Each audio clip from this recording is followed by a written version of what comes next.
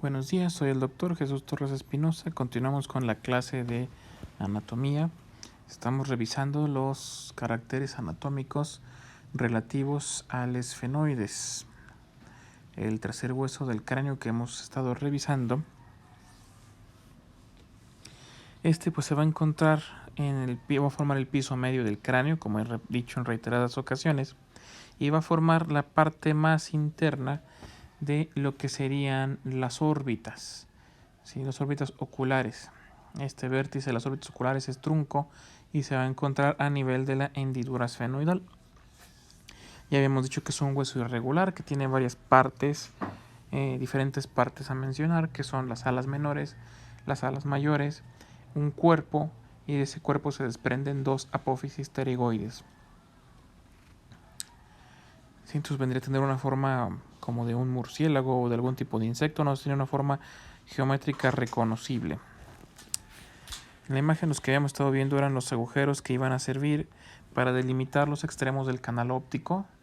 Este canal óptico va a alojar al quiasma óptico, que es el punto donde se cruzan los nervios ópticos de cada globo ocular de cada lado. Ya habíamos mencionado que el campo visual de cada ojo va a estar dado una porción, es el 50% por el hemisferio del mismo lado, el hemisferio cerebral, y otra porción por el hemisferio del lado contralateral. En cuanto a las alas menores, ya vimos el cuerpo, ya vimos las diferentes caras del cuerpo, desde la superior, la posterior, la anterior y las dos laterales. Ahora correspondería revisar cada una de las extremidades o apófisis que tiene. Primeramente, pues las alas menores, que van a estar unidas al pico o rostrum en la cara superior del cuerpo por el yugo esfenoidal, que como dije en el video anterior es una superficie lisa o plana. ¿Sí? Estas son las apófisis más pequeñas de los tres pares. Van a estar localizadas por la parte delantera del cuerpo. Son estas que están marcadas en azul en la imagen que estamos viendo aquí. Esta es una imagen anterior, ¿sí? En esta imagen anterior podemos reconocer en medio el pico o rostrum del esfenoides, y los dos orificios que se abren hacia los lados corresponden hacia las celdillas o semiceldillas esfenoidales, que se corresponden con las semiceldillas etmoidales en la cara posterior de las masas laterales del etmoides. Estas alas menores pues se van a articular primeramente con el borde, con uno de los bordes del hueso frontal, y a su vez también con el hueso etmoides. Son las articulaciones de las alas menores. Va a tener dos partes, una parte fija y una parte libre. La fija es lo que conforman las raíces de las alas menores, que van a estar unidas al cuerpo, y estas van a estar unidas por dos raíces, una anterior y una posterior. Estas dos raíces, anterior y posterior, van a delimitar el agujero óptico que vimos en la diapositiva anterior. Y la parte libre de las alas menores, todos los del borde, va a formarnos el límite entre el piso anterior y el piso medio del cráneo. Dicho esto lo podemos observar en esta imagen. Sí, por ejemplo, vamos a delimitar en amarillo. Aquí esto es el hueso frontal. Las alas menores se encuentran aquí. Sí, entonces aquí mismo tiene contacto con el hueso frontal. En una pequeña porción, este contacto con el frontal se ve interrumpido por la escotadura. Por esta escotadura, que es la escotadura etmoidal del hueso frontal. ¿Sí? Y todo lo que se encuentra dentro, en rojo aquí, es la lámina cribosa del etmoides. Entonces las alas menores están en contacto con el hueso frontal y con el etmoides. Esta porción no es libre, está articulada con los dos bordes de estos huesos, ¿sí? Entonces no hay una porción libre que no esté en contacto con ellos. La parte posterior, por otro lado, de las alas, que por ejemplo vamos a marcar aquí, esta es una de las alas menores. La anterior es la que está fija, la posterior es esta marcada en morado, ¿sí? la cual pues esta sí va a estar libre, no tiene contacto con otro hueso y forma el límite anterior o superior, mejor dicho, de las hendiduras esfenoidales. Sí, entonces este borde libre, si trazamos esta línea desde aquí del frontal, seguimos el borde posterior de las alas menores del esfenoides, todo esto que se encuentra en morado es el piso anterior del cráneo. Y luego tenemos aquí este otro límite que que va a marcarnos el piso medio, que nos va a incluir las alas mayores del esfenoides y gran parte del cuerpo del esfenoides. El resto, generado por el occipital y parte de los temporales, es el piso posterior. Ahora, la otra porción, las alas mayores, que las podemos reconocer fácilmente al ver el dibujo, en notar que son las salientes más grandes. Estas aquí demarcadas en verde. Estas serían las alas mayores. Estas pues van a alojar a una porción del cerebro que es el lóbulo anterior, el lóbulo temporal anterior. Cabe decir también que estos huesos se van a articular con el parietal, el temporal y en parte con el hueso frontal. Y junto con las alas mayores forman la hendidura esfenoidal, que un poco más adelante vamos a ver qué pasa a través de esa hendidura esfenoidal. Estas alas mayores tienen dos porciones, una endocraniana y una exocraniana. La endocraniana la podemos ver en esta vista posterior. Esta superficie en verde es lo que va a alojar al lóbulo temporal, o al menos a una porción, la porción más anterior. En esta otra imagen, esto es una vista desde adelante, una vista anterior. Aquí podemos ver parte de las alas que se van a formarnos, una de las paredes de las fosas oculares, de las fosas de los ojos, de las cuencas de los ojos. Ahora, aquí tenemos una vista lateral en la cual podemos apreciar esa parte exocraniana, ¿sí? Esa parte que forma parte de la cuenca del ojo, está en porción verde claro. Esta es la ala mayor en su versión exocraniana. Va a estar separada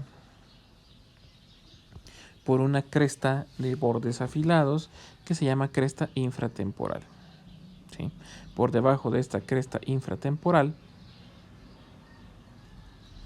encontramos lo que es la apófisis pterigoides, de este lado. Ahora, dichas alas mayores en su cara externa o exocraniana van a tener varios bordes. Estos bordes van a estar nombrados según el hueso con el que tengan contacto o estén articulados. Esta vista la vamos a encontrar en una visión lateral del cráneo, ¿sí? Entonces, por ejemplo, vamos a tener 4 bordes: un borde cigomático, un borde escamoso, un borde frontal y un borde parietal. Estos 4 tenemos, por ejemplo, aquí detrás el borde temporal, aquí en morado. Aquí en verde tenemos, el borde morado es el borde temporal, el borde verde es el borde parietal. El morado también se le puede conocer como escamoso. El parietal está en verde. El frontal es este que está aquí en azul, que es el punto donde se articula con el hueso frontal. Y por último, el cigomático, que va a estar delimitado en rojo. Entonces vamos a encontrar que en la cara externa de las alas mayores vamos a tener articulaciones con los huesos cigomático, el temporal. Se le llama borde escamoso porque está en contacto con la escama del temporal. Ya lo veremos cuando vemos ese hueso qué partes tiene. Parietal porque está en contacto con los parietales, y frontal por contacto con el hueso frontal. Ahora, esta es una vista anterior. Podríamos decir que tiene 3 caras las alas mayores.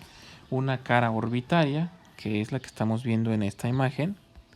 La podemos ver aquí marcada en morado. Una cara externa o exocraniana, que la tenemos de este lado en azul y es la que vemos en la parte lateral. Y una posterior o intracraniana. ¿sí? También se le puede llamar a la hendidura esfenoidal la fisura orbitaria superior o hendidura esfenoidal. Y aparte, en las bases de las alas mayores encontramos un foramen o agujero redondo, un foramen o agujero oval y un foramen o agujero espinoso. Todos estos agujeros permiten la salida de nervios o vasos sanguíneos, no solo la salida, sino la entrada o salida dependiendo de la dirección que siga cada uno. Estos, por ejemplo, aquí tenemos una fotografía de lo que sería un hueso esfenoides, en el cual tenemos identificados tanto la hendidura esfenoidal como el agujero redondo mayor, el agujero oval y el agujero redondo menor o esfenoespinoso. ¿Sí? Los tenemos en ese orden. El mayor es la hendidura esfenoidal. En la hendidura esfenoidal van a pasar los nervios motores del ojo. Son varios nervios motores, pero por el momento nada más recuérdenlo así como nervios motores del ojo.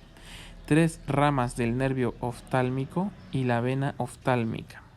Para ser más precisos, en la hendidura esfenoidal va a pasar el nervio oftálmico, primeramente nervio oftálmico, el motor ocular común, el motor ocular externo y el nervio patético, así como la vena oftálmica. Entonces son 4 elementos anatómicos que van a pasar por la hendidura esfenoidal. Luego tenemos el agujero redondo mayor, que está marcado por la flecha roja en esta área. Este agujero redondo mayor permite el paso del nervio maxilar superior. Por debajo de este tenemos el agujero oval, marcado aquí en verde. Este agujero oval le permite el paso al nervio maxilar inferior. Si hay un superior, debe de haber un inferior en alguna parte.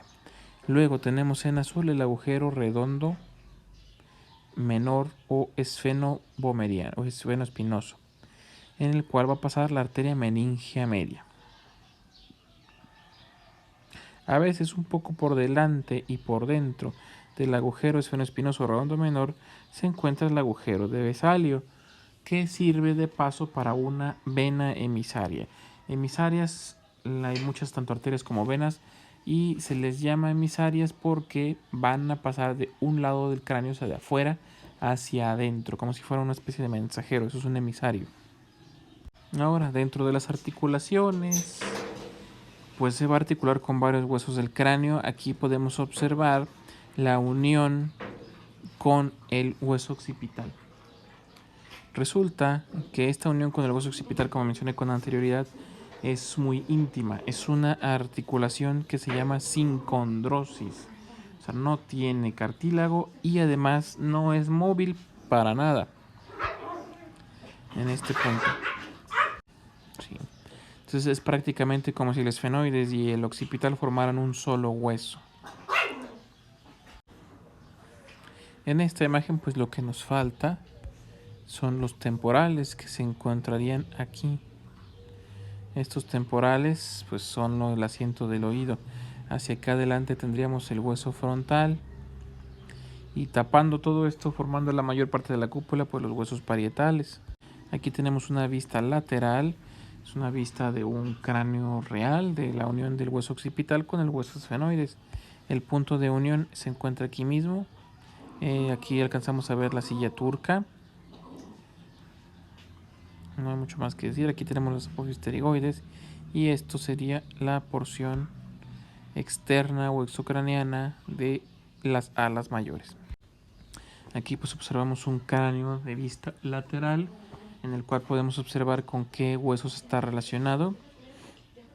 Entonces va a estar relacionado en una pequeña porción con el cigomático, con el frontal, con los parietales y por último con el temporal. Entonces son 4 articulaciones. El ala mayor en su cara externa tiene 4 bordes. Cada borde corresponde a cada uno de estos huesos. Ahora, pues los tipos de articulación se les puede nombrar según los huesos que estén involucrados. Por eso tenemos una porción esfenoescamosa o esfenotemporal cuando está relacionado con el hueso temporal.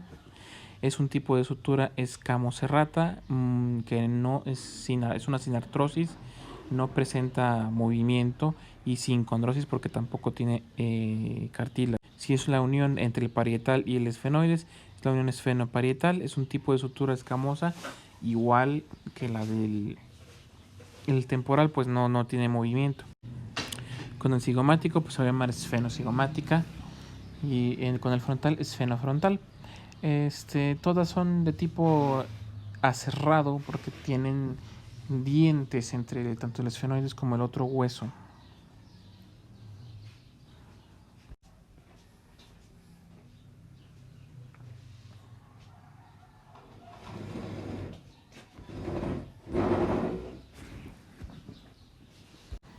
Entonces, bien, para poder describir este hueso hay que recordar todas las preguntas esenciales, que son desde dónde está, cómo se llama, cuántas partes tiene, si es simétrico o asimétrico, si es par o impar, qué tipo de hueso es, si es regular o irregular, con quiénes se va a articular, si tiene algún orificio, grieta o hendidura en particular y si algún elemento anatómico pasa por él y cómo se llama ese elemento anatómico. Son las preguntas más esenciales que debemos responder cuando vayamos a describir alguno de estos huesos.